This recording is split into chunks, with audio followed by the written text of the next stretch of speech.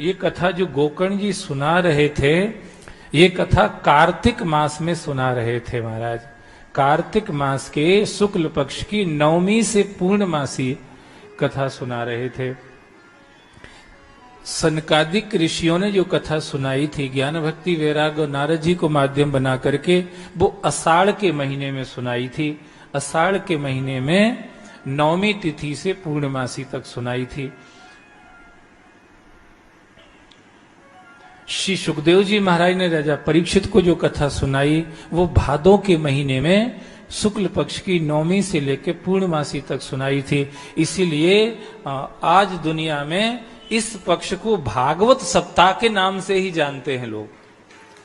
भादों के महीने की नवमी तिथि, शुक्ल पक्ष की नवमी से और पूर्णमासी की जो तिथि है, इसको अध्यात्म जगत में भागवत सप्ताह के नाम से जाना जाता है। पर यह भी समझना जरूरी है कि भागवत सप्ताह में ही भागवत हो सकती, ऐसा नहीं है।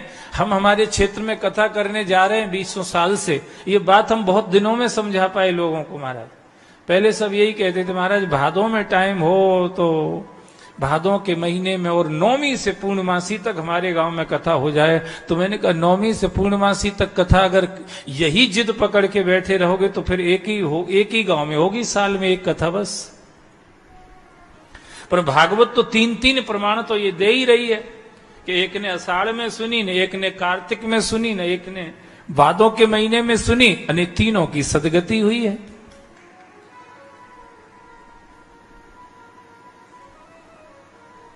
तो फिर क्या करना चाहिए? तैन योग निदे धीमन श्रोतव्य सप्रयत्नतः दिना नाम नियमो नास्ति सर्वदा श्रवणम मतिम।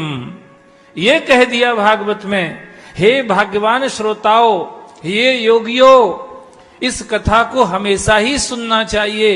इसमें कोई दिन विन का नियम लेने की बनाने की जरूरत नहीं है। सर्वदा श्रवणम मतिम, भागवत का ही ये मत है कि भागवत को हमेशा सुनना चाहिए महाराज, हमेशा सुना जा सकता है।